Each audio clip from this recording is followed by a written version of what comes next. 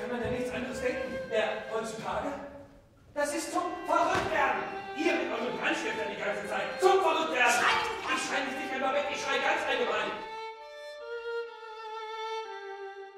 Mann, wo sind wir denn? Wir sind doch hier bei anständigen Bürgern. Da lässt man doch nicht einfach so jemanden hinein.